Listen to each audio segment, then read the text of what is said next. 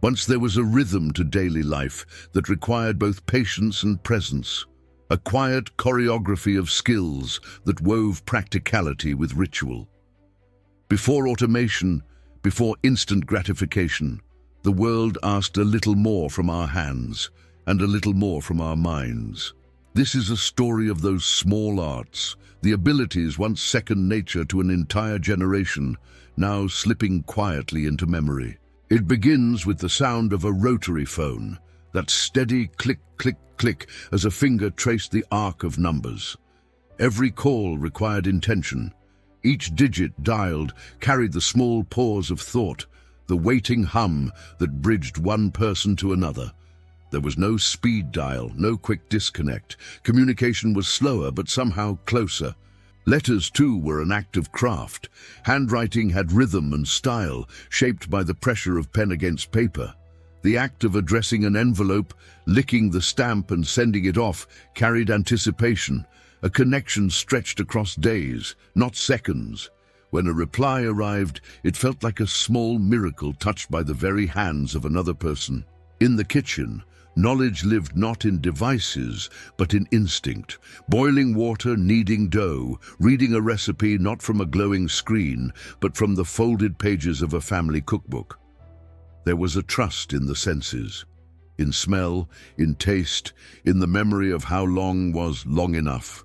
Flour dusted the counters, and meals weren't measured by precision, but by care. Cars, too, demanded understanding. Opening a hood wasn't intimidating, it was familiar. You could tune the carburetor, change a spark plug, or adjust the timing by ear. The smell of oil, the gleam of chrome, the rattle of a wrench, these were part of the language of independence. To fix something meant to know it deeply, to take responsibility for the machine that carried you forward. Even directions carried their own quiet art. There were no glowing blue lines on a screen, no gentle voice to say, "Turn left." Instead, there were maps, folded, creased and soft with use.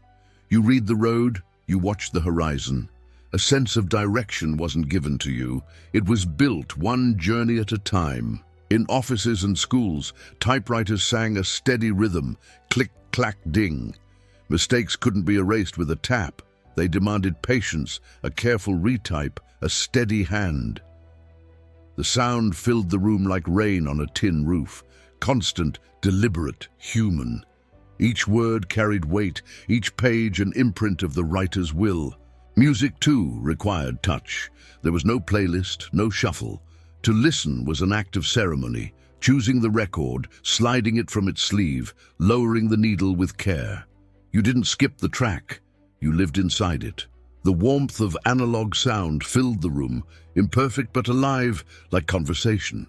There was the art of film, loading it into a camera, winding the roll, the suspense of waiting for development. Each photo was a small gamble, a story revealed days later in the soft scent of developer fluid.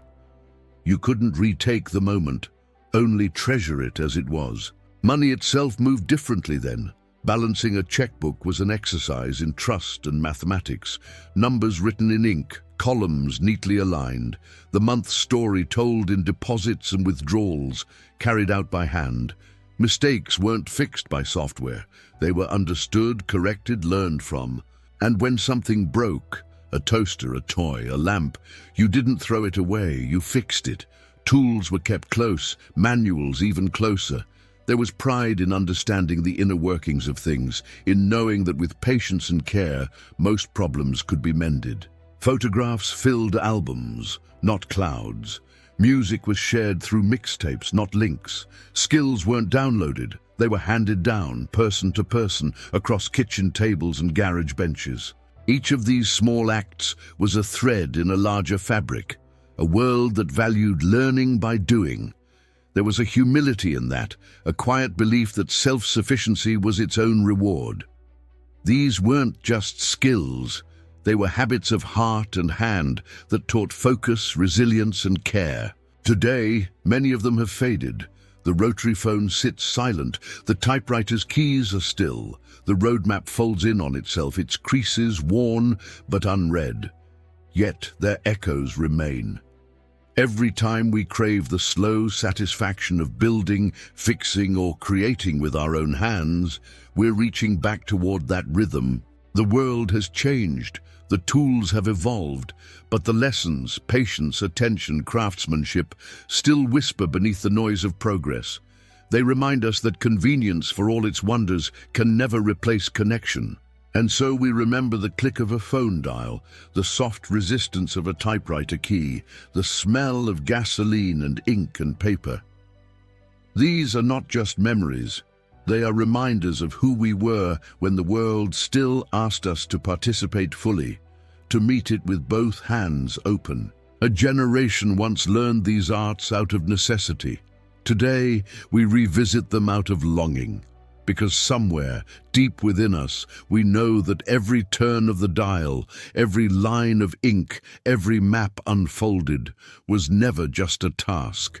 It was a conversation between human and world, one that taught us how to live with care. Gone now, perhaps, but not forgotten. Their spirit lingers in every act of creation, every small moment of patience that bridges what was with what still could be.